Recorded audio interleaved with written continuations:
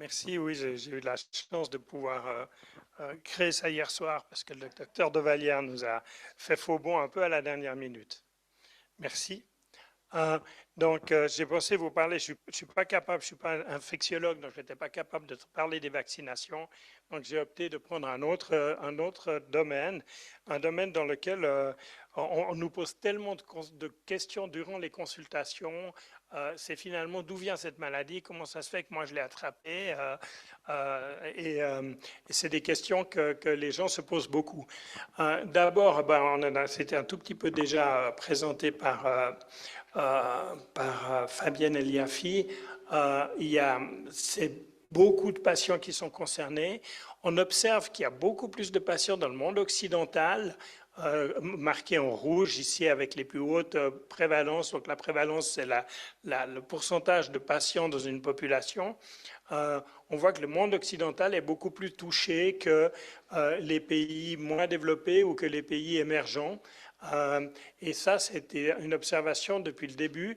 Et même à l'intérieur du monde occidental, il y a plus de maladies dans le nord de l'Europe que dans le bas de l'Europe, et dans le nord des États-Unis que dans le bas des États-Unis. Et on va discuter un tout petit peu les raisons pour ça plus tard. Ce qu'on observe, c'est que c'est vraiment une véritable pandémie qui est en train de se produire.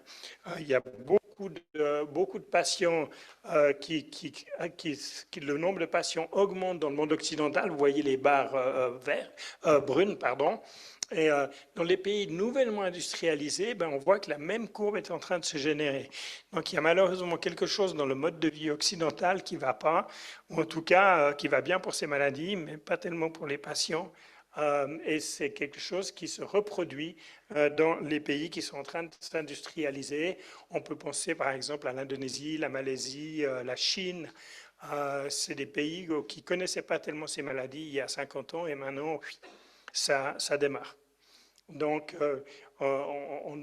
il y a quelque chose qui va trop vite aussi pour que ce soit simplement dans les populations et dans la génétique. C'est une autre manière de représenter les choses, mais on voit que globalement sur la planète, le nombre de cas augmente très vite. C'est la courbe verte.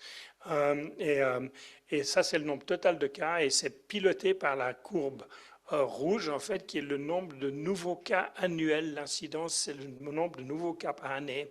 Donc on voit que ce nombre de nouveaux cas par an, il a augmenté et il continue de rester assez élevé.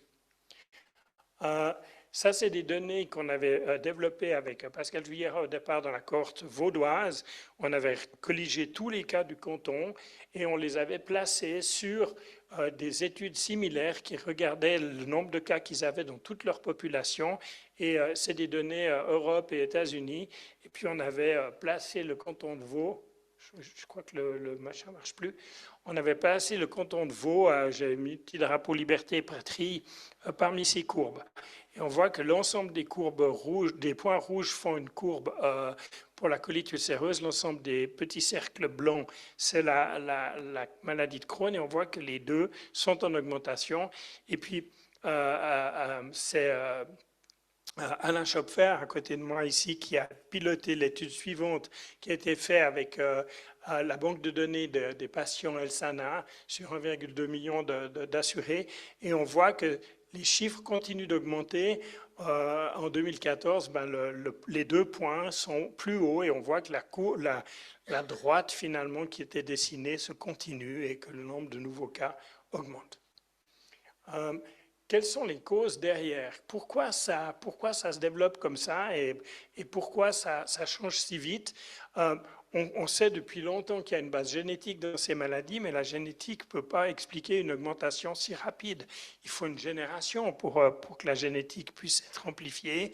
Puis vous avez vu que la fertilité des femmes avec ces maladies est plutôt plus basse, donc même si le risque pour le bébé est plus grand, en fait, ce n'est pas ce groupe-là qui contribue à tous ces nouveaux cas, ce n'est pas possible. Ça ne va pas assez vite et ce n'est pas assez de cas. Donc il y a d'autres phénomènes et on pense de plus en plus que l'environnement joue un rôle important là-dedans et on va passer ça un tout petit peu plus en détail. Juste pour résumer le risque familial, je ne vais peut-être pas aller très en détail parce qu'elle a déjà Fabienne vous a déjà présenté ça. Le premier gène qui a été identifié, ça remonte déjà à très longtemps en fait. On avait vu que sur le chromosome 16, il y avait quelque chose qui était suspect, qu'il y avait une mutation qui était fréquente sur ce gène, et il a fallu attendre 1996 pour que Hugo, à l'Institut Pasteur, identifie ce premier gène. Et ce premier gène, il a 3 ou 4 mutations qui sont associées avec le développement de la maladie de Crohn exclusivement, et pas du tout avec la colite ulcéreuse. Et cette première découverte de gènes, ça a déclenché un intérêt très important. Il y a eu beaucoup d'études qui ont été faites. En même temps, c'était la période où on a commencé à pouvoir séquencer le génome entier, à pouvoir regarder des gènes à grande échelle. Et ça a été fait dans le début des années 2000. Et on est maintenant avec un nombre de gènes qui contribuent au Crohn qui continue d'augmenter. Quand cette étude est sortie en 2011, on en était à peu près à 200 gènes. Actuellement, on en est à peu près à 600 gènes qui contribuent à la maladie. Donc, c'est pas comme les yeux bleus, les yeux bruns, c'est vraiment compliqué toute cette génétique. Et beaucoup de gens portent 1 ou 2 gènes de prédisposition, mais finalement, c'est quand on en a beaucoup de ces gènes de prédisposition, ou quand on a 2 ou 3 qui sont très importants, qu'on développe la maladie. Ce qui est intéressant à constater, c'est que ce n'est pas des gènes qui sont uniquement pour ces maladies, c'est des gènes qui sont communs à beaucoup de maladies immuno-inflammatoires, que ce soit la polyarthrite, que ce soit la spondylarthrite, que ce soit le psoriasis, la maladie de Behçet, et plein d'autres maladies, même la maladie cœliaque. Il y a un certain nombre de ces gènes de prédisposition qui sont partagés avec ces autres maladies, ce qui explique en partie pourquoi, malheureusement, il y a des gens qui sont pas assez malheureux avec un Crohn, ils ont en plus un psoriasis ou ils ont en plus une spondylarthrite, parce que le terrain génétique est le même. Mais, comme je vous ai dit, c'est ce nombre de la génétique ne peut pas expliquer la croissance actuelle que je vous ai démontrée. Il faut quelque chose de plus. Et les observations, les premières qui suggéraient un effet de l'environnement, c'est qu'on s'est rendu compte que parmi les immigrants, eh bien, il y avait de plus en plus de cas quand c'était des immigrants qui allaient vers des pays industrialisés. Les premières études ont été faites avec les Pakistanais et les Indiens qui sont arrivés en Angleterre. Et on s'est rendu compte que la deuxième génération, ils avaient autant de Crohn et de colite que les Anglais de souche. Et puis à l'inverse, il y a eu des migrations depuis des pays industrialisés vers des pays moins industrialisés. La plus grande et la plus connue, c'est les Juifs qui sont allés populer l'État d'Israël quand l'État d'Israël s'est créé. Eh bien, le taux qui était assez élevé de Crohn et de colite dans ces Juifs en Europe, quand ils sont partis vivre dans les kibboutz en Israël, qui étaient beaucoup moins développés à l'époque, ben, ils ont vu leur risque qui a chuté. Donc on s'est dit, tiens, il y a vraiment quelque chose dans l'environnement qui joue un rôle. Et puis, comme je vous ai dit, cette rapide progression, elle ne peut pas être expliquée par la génétique. Alors, parmi tout ce qu'il y a dans l'environnement, il y en a beaucoup trop pour que je les revoie tous cet après-midi. Ça nous prendrait beaucoup trop de temps. Mais il y a pas 2-3 choses sur lesquelles on peut pointer. Et on va en illustrer 1 ou 2 pour vous montrer ce qui se passe un petit peu. Et puis, ça va être en partie repris aussi par une autre oratrice plus tard dans l'après-midi pour une autre présentation. Donc, un exemple assez flagrant, c'est l'exposition du soleil et la maladie de Crohn, et ça, c'était des très bonnes études faites en France. On pense que la vitamine D, qui est la vitamine qui est activée dans notre corps par l'exposition au soleil, joue un rôle dans ces maladies. Et si vous regardez, ben, il y a beaucoup plus de maladies dans le nord de la France que dans le sud de la France. Et puis, l'exposition au soleil, elle est exactement inverse. Donc, c'était aussi un des éléments qui peut contribuer à expliquer ce gradient entre le nord et le sud dont je vous ai précédemment parlé déjà. Et on voit que même à l'échelle d'un petit pays comme la France, par rapport à toute l'Europe, eh bien, on a déjà cette différence. Un autre déclencheur qui joue un rôle dans ces maladies, c'est le tabac, qui a un rôle d'ailleurs un peu bimodal particulier. Il semble avoir un rôle protecteur dans la colite ulcéreuse, mais lorsqu'on arrête de fumer, eh bien, le risque il augmente. Et puis dans la maladie de Crohn, le tabac il est mauvais dès le départ. Dès qu'on fume, on a un risque qui augmente passablement.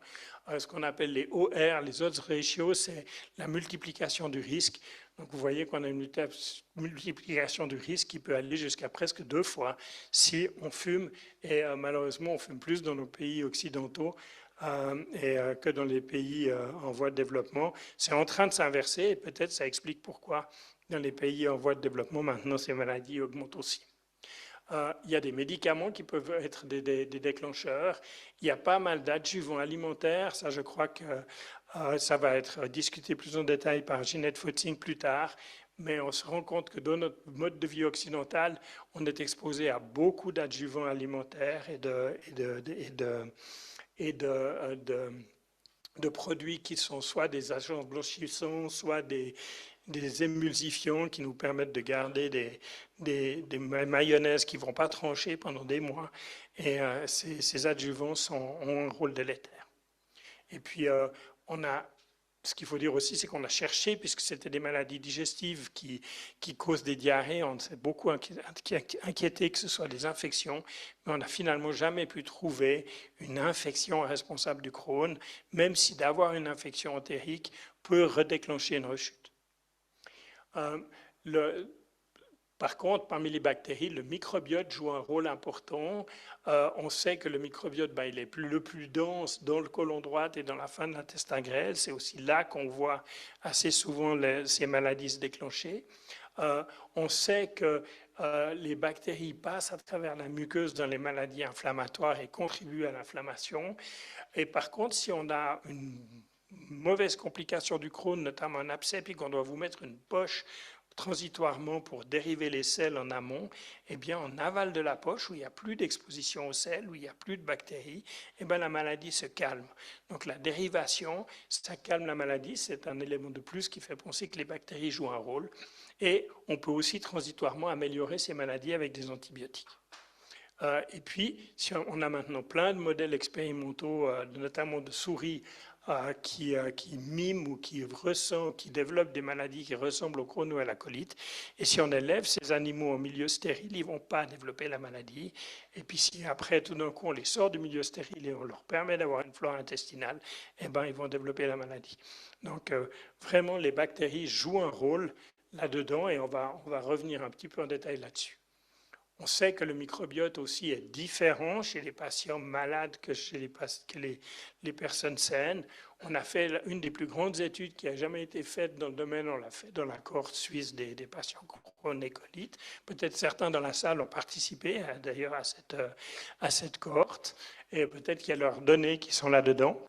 On a regardé le microbiote de ces patients et on voit que le microbiote des patients, il est différent.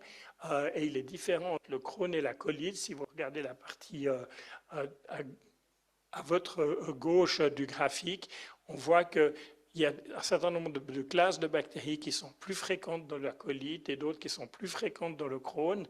Et en fait, il y a des bactéries, certaines bactéries, quand elles manquent, c'est pas bien. Certaines bactéries, quand elles sont en excès, c'est pas bien.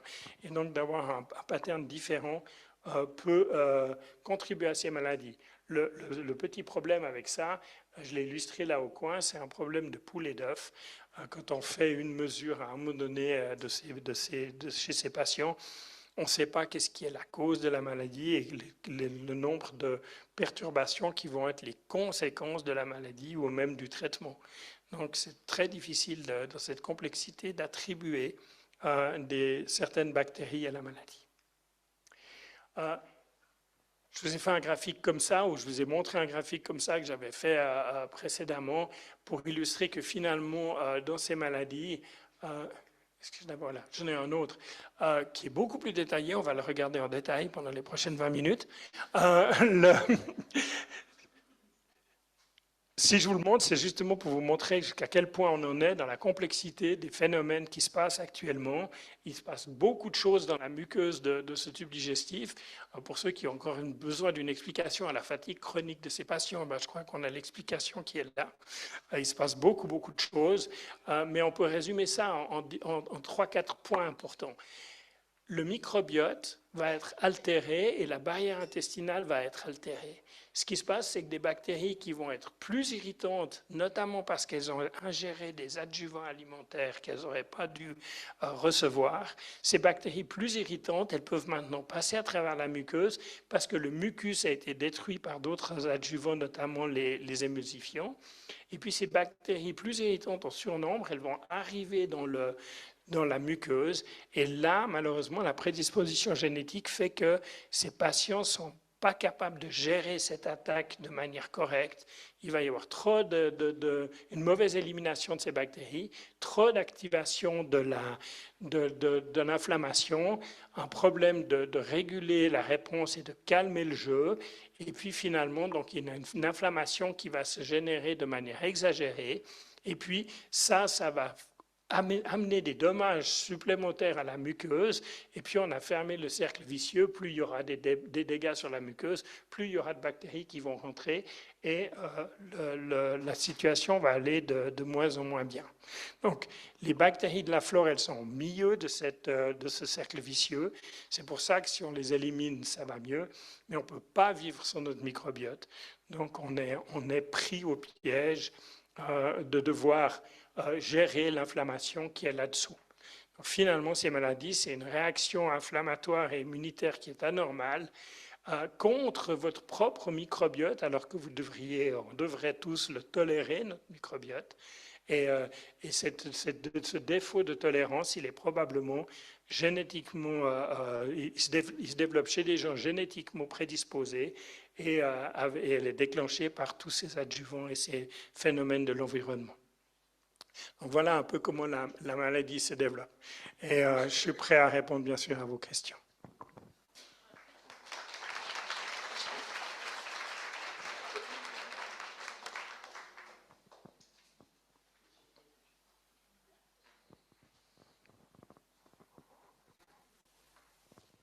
Je suis content d'avoir été aussi clair. Merci Pierre pour l'excellente présentation. Beaucoup de patients sont intéressés dans le concept de dysbiose. Et parfois, ils sont même prêts de payer de leur propre poche 300 francs pour avoir un séquençage de 250 bactéries. Est-ce que ça, c'est quelque chose que tu recommandes aux patients, et surtout, qu'est-ce que tu fais après avec ces résultats? Est-ce que c'est utile? Alors, c'est vraiment actuellement cliniquement pas du tout utile. On ne peut pas utiliser cette information pour moduler le traitement, sans doute parce qu'on est trop ignorant, parce qu'on n'est pas capable de décoder cette complexité. On a essayé toutefois, quand on a fait dans la cohorte suisse ce même travail de tester toutes ces 250 bactéries, on a mis toutes ces données dans les gros ordinateurs de l'EPFL avec toutes les données cliniques qu'on avait des patients pour essayer de comprendre est-ce qu'il y a une bactérie qui cause des fistules, est-ce qu'il y a une bactérie qui cause la colite ulcéreuse ou Dieu sait quoi. On n'a pas réussi à faire du sens de ça. Il y a eu d'autres consortiums encore plus grands qui ont été faits à l'échelle européenne, même à l'échelle européenne et américaine. Mais si on regarde les chiffres, finalement, la complexité, elle est telle, avec chacun à peu près 10 000 bactéries différentes, avec près de 600 mutations dans le génome, ça crée tellement de possibilités qu'il faudrait à peu près 30 millions de patients pour en avoir 2 identiques. Et juste 2, ça ne permettrait même pas de faire une statistique. Donc finalement, c'est rassurant, vous êtes tous uniques. On est tous uniques. Mais on ne peut pas se servir de ces données et faire des analyses de génome pour le moment, tant qu'on n'a pas trouvé des clés. C'est juste enrichir des laboratoires qui ne sont pas très scrupuleux. Je pense que c'est un point important, ne pas dépenser de son propre argent pour ces analyses qui sont très difficiles à interpréter. Oui, madame. Bonjour, merci beaucoup. Aujourd'hui, c'est très à la mode de faire des analyses bactériologiques du microbiote. Je crois que tous les labos font ça.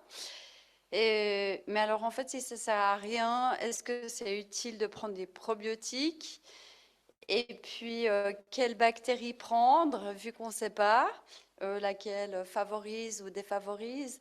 Et puis, autre chose, c'est que actuellement, ils sont plein de tests de ensemencement de matière fécale. Donc, est-ce que... Pardon, transplantation fécale, voilà, je ne trouvais plus le mot. Merci. Alors, oui, effectivement, Bon, ces analyses de microbiote, c'est ce dont on parlait, de faire toutes ces grandes analyses. Parfois, sur ces analyses microbiotes, on voit une bactérie pathogène qu'il faudrait traiter pour diminuer l'inflammation des patients. Donc, parfois, ces 350 francs, ils servent à quelque chose, mais on aurait pu faire ça avec des tests de bactériaux beaucoup plus simples. Parfois, ça nous donne quelques petites pistes. Il y a une piste importante qui est une bactérie qui a été découverte en France, ou plutôt l'absence d'une bactérie qui a été découverte en France, qui s'appelle... Fécalibacterium. Voilà, Prozzini, voilà, excusez-moi, je bloquais justement le terme. Ça fait un bon bout de temps que le type qui l'a isolée à Risocol essaye de la cultiver pour pouvoir la redonner aux patients qui l'ont plus, parce que ne plus l'avoir favorise les rechutes post-opératoires dans le Crohn. Mais cette information, on peut juste la monitorer pour le moment, mais on ne peut pas agir dessus, on n'arrive pas, ça n'existe pas en probiotique qu'on puisse prendre. Donc ça, c'est un des gros problèmes actuellement, c'est des limitations pratiques. On n'arrive pas à restaurer le microbiote. On ne sait pas comment faire. Alors il y a des gens qui se sont dit, puisqu'on ne sait pas comment faire en détail, on va faire ça avec une force brutale. On va faire une transplantation fécale et puis hardi petit. Alors oui, notre système immunitaire, il est tellement spécifique que si on vous met les bactéries de quelqu'un d'autre à la place des vôtres, votre système immunitaire qui s'est fâché contre votre propre flore, il va dire « Oh, mais mes ennemis sont loin, maintenant j'ai des nouvelles bactéries là, avec lesquelles je ne suis pas du tout fâché. » Et puis, ça va se calmer un moment. Le problème, il est double. D'une part, votre système immunitaire, c'est lui le vrai fautif. Donc, il va se fâcher tôt ou tard contre ces nouvelles bactéries. Et puis, d'autre part, c'est très difficile d'implanter des nouvelles bactéries dans un environnement. De la même manière que c'est très difficile de, par exemple, changer la composition d'une prairie. Si vous avez une prairie qui est faite de pissenlit, vous pouvez tout tourner la terre, planter du gazon, je vous parie que vous allez très vite avoir autant de pissenlits qu'avant. Pourquoi? Parce que les pissenlits sont mieux adaptés à cet environnement-là. Et c'est la même chose avec votre microbiote. Il est tellement en harmonie avec votre système immunitaire depuis tellement longtemps qu'il va toujours gagner la bataille compétitive. Donc votre propre microbiote, il va revenir. Et on le voit très bien dans les études. Les études ont été efficaces à court terme. On change le microbiote, ça calme le jeu. On fait une dérivation fécale, ça calme le jeu. Mais si on veut, sur le temps, votre propre flore se remet en place et il reste que des petites traces de ce qu'on a fait après quelques mois. Est-ce que par hasard changer l'alimentation? Pardon. Est-ce qu'on peut prendre peut-être une alimentation plutôt anti-inflammatoire? Est-ce que des émulsifiants qu'on voit actuellement un peu partout pourraient influencer justement le déclenchement de la maladie? Merci. Alors, oui, bien sûr, ça vaut la peine de lutter contre les émulsifiants, mais c'est quelque chose qui va être discuté par Madame Nathalie Jacquelin-Ravel. Et comment on peut changer sa nutrition, c'est le cœur de son talk. Donc, je ne vais pas commencer à répondre pour elle. Oui, monsieur. Il faut que vous ayez le micro parce que sinon, les gens online ne vous entendent pas. Ah, pardon, c'est une dame. J'étais un peu ébloui par C'est pas grave. le spot. Bonjour, merci beaucoup pour votre présentation. Je reviens sur la question précédente, celle d'avant. Vous disiez qu'en fait, le microbiote et puis notre système, ils se sont adaptés. Mais dans un cas où c'est récent, est-ce que ça vaut la peine d'essayer du coup d'agir avec des probiotiques? Alors, il y a eu des études avec des probiotiques qui ont été faites, avec toutes sortes de combinaisons de probiotiques. J'ai même commis une ou deux de ces études moi-même. Parce que j'étais un des papas du yogourt LC1 et de cette souche de probiotiques. À l'époque, on était plein d'enthousiastes. On a donné ce probiotique à des patients et ça n'a malheureusement pas suffi à modifier le cours de la maladie. Pour l'instant, on n'a pas, je crois, de combinaison de probiotiques qui puisse altérer de manière correcte le microbiote. Il faut aussi dire que les chiffres ne sont pas là. 10 puissance 14 bactéries par millilitre dans votre côlon. 10 puissance 14, ça veut dire un 1 avec 14 zéros. Si vous allez dans une pharmacie chercher une préparation de bactéries qui est capable de changer ça, vous ne la trouverez pas. Au mieux, on va vous donner des bactéries avec 10 ou 20 milliards. Il manque plusieurs zéros. Et en plus, vous en avez 1,5 kg dans votre ventre de bactéries. Donc, ce n'est pas 2-3 pilules qui peuvent changer ça. Donc, c'est vraiment arriver avec du mercurochrome en face de la mer en disant « Toi, je vais te changer de couleur ».